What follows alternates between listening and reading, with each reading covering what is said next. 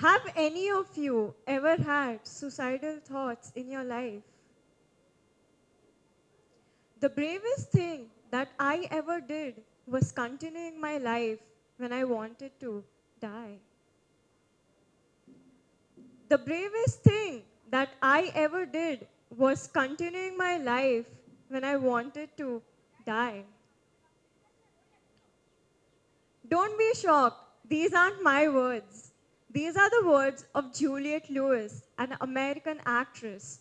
But each and every suicidal person who has pushed away those thoughts and continued to live their life can relate to this. The feeling of not wanting to wake up anymore, just wanting to give up and not face any more failures. The feeling of wanting to disappear, that feeling of emptiness, how to face it, how to overcome it. A very good morning to everyone. I am TANVVI Agarwal, a 12th grader from KRM Public School, India, here to give my TEDx talk on the topic, The Age of Stress and Storm. It was 11:59 p.m. As soon as the clock struck 12, I couldn't contain my excitement anymore. It was my 13th birthday, and I was finally a teen. All my friends, family were wishing me the best, as this was going to be a phase with lots of ups and downs. But I confidently said, I don't need your wishes. After all, how hard could it be? Today, after 3 years, all I need are those wishes and a dozen more to keep me going on. Adolescence, something most of us have experienced or are experiencing. But do we actually understand it? The way it is affecting the teenagers of this generation, the Gen Z as we are called. When our parents went through their adolescence, it was approximately 30 to 35 years back when things were so different. At that time, having a car or an air conditioner was considered a luxury. And today, we find these things in every other house. The way our lifestyles have changed has affected the way teenagers go through this phase. As excited as I was upon entering puberty, someone was more excited than me. Can you guess who it was? Yes, they were my hormonal glands. In fact, they were so excited that they started secreting several new ones. The changes that this brought was so hard to adapt to that I became highly aggressive. That is when my mother came and told me to try and control my anger. From then on, anytime I felt my anger rising, I would watch lots of stand-up comedies or eat my comfort food like ice creams or chocolates. Today also, wherever I go, I always have a few chocolates with me. So anytime I find my temper rising, all I have to do is take one and pop it into my mouth. I might not have mastered the art of managing one's temper, but yes, I'm definitely better at it. Entertainment is something very important in our lives. Can you imagine having to work 24 by 7 with no breaks at all? It is pretty hard, right? Unfortunately, this entertainment is majorly in the form of social media to an extent that teenagers suffer from downfall of grades due to the time they spend on social media. There is also very easy access to age inappropriate, violent, and vulgar contents that corrupts the brain and impacts it negatively. The way media is portraying men and women in today's society has normalized for us to hear cases of kidnapping, harassment, or disrespecting women. Each one of you would have come across boys passing some cheap comments to girls walking on the streets. Every other day, we see photos and videos of girls being raped posted online. It becomes a lifetime scar for the victim. For some, they can never walk out into society confidently ever again.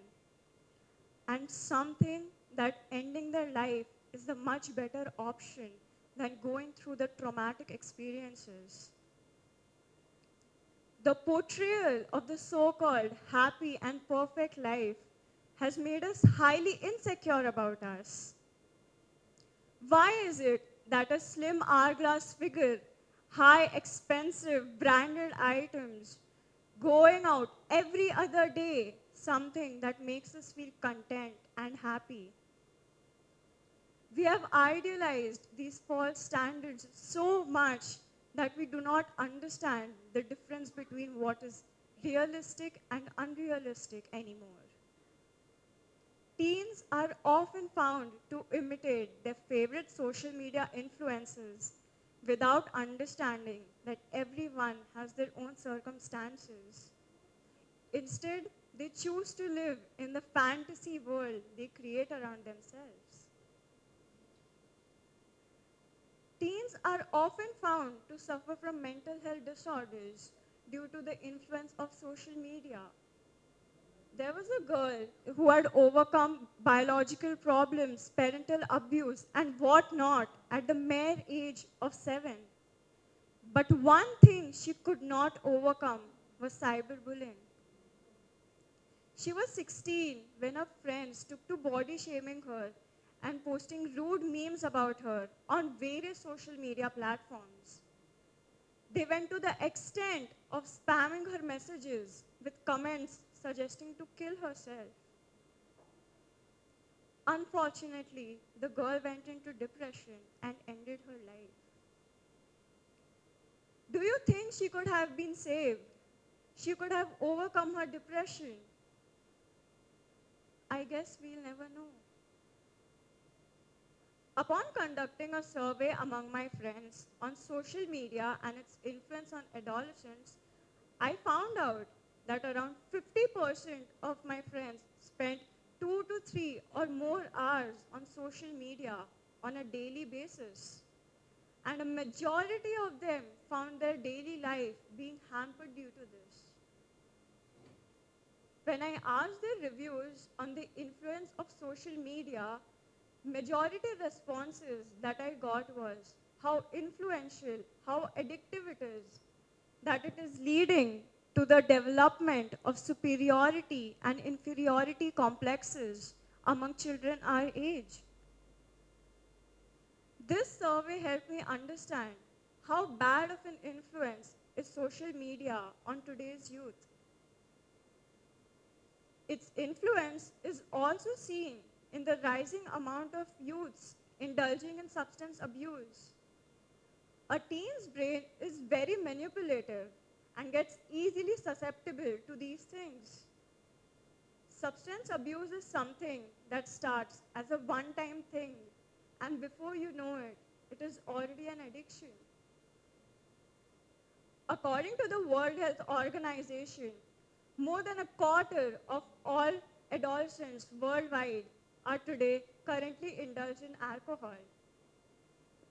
This accounts for up to 155 million adolescents worldwide.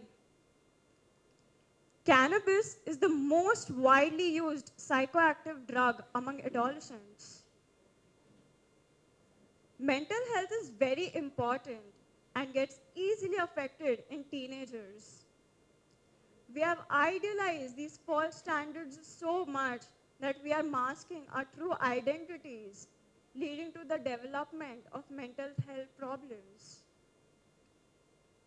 Today, about 42.9% of the mental health issues are related to anxiety and depression between the age groups of 10 to 19. Have you all heard about depression? A lot of people seem to have heard about it, but Do you actually understand it? Do you know how to help someone if they are going into depression, or talk them out if they are having suicidal thoughts? There was a 16-year-old boy who committed suicide by shooting himself. Can you think of the reason? Let me tell you. I think it was because he could not cope up with the pressure of maintaining the perfect boy image he had formed for himself over the years. Being very good at both academics and sports, a lot of people expected loads from him, and that is what caused him to commit suicide. Initially, he would just start being very moody whenever something came up about school. Naturally, his parents thought it was their son coping with the changes within and around him. Little did they know their son was having dark thoughts. It was 3 weeks before his death when everything changed. He withdrew from everyone, refrained from going to school. He was having dark thoughts but wouldn't let anyone in to help him. By the time his parents realized the need to take their son to a counselor, it was too late. Their son had already left the world. The crippling feeling that would have settled down in their chest at the news of their dead son is something they'll never forget. Why do we get influenced so easily? Let our angers take the best of us. Why can't we speak up? Out of the fear of being judged, not being understood? But isn't it worth a try? The way we perceive things affects the way we deal with them and the impact they have on us. One always has the love and support of their loved ones who helped them through these tough times. Why is it that when a child is left unattended to, we keep divulging more and more into the evils of the society? Why can't we overcome them? Today, the true essence of hard work and success is absolutely lost. The world has become more of an online games, online friends place.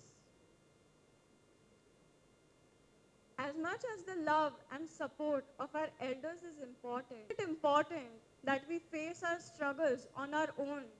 We stand strong and sturdy like a wall and overcome whatever life throws at us. It was my 10th standard, and the same year I had to move to a completely new city. Dealing with my studies, adjusting to the vast environmental changes, all in the midst of a pandemic, took a huge toll on my mental health. I became scared of speaking up to anyone. There were times I would hardly ever eat properly or get a good night's sleep, but I did not have the courage of speaking up. Slowly, I started to have panic attacks, developed anxiety issues, blamed myself for being so weak, yet I did not speak out. There came a point where I lost hopes in everything and thought about ending my life.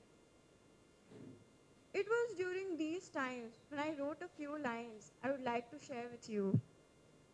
I'm broken into pieces of glass, shattered by the battle between my brain and heart. The material world keeps sucking me in. Will you help me let this pass? Will you help me escape this maze of shattered glass? Will you lend me your hand to help me glue myself back? With my declining mental health, I lost chance at so many things I would have loved to participate into. In fact, there came a point I even considered quitting from my TEDx practices. But today, As I stand here giving my TEDx talk, I firmly believe that not giving up was one of the bravest decisions I have ever made. Every time I expressed concerns regarding my health, all I was told, change your lifestyle, change your thought process. It is up to you to help yourself. And I finally realized the need to work on myself. I realized mental health problems are not something that come and go in a day. It can take months or even years to overcome the impact it has in you. Seeking help at the right time is the best thing you can do for yourself. Fortunately, I found the courage to speak up and seek help. And today, I'm so glad I did that.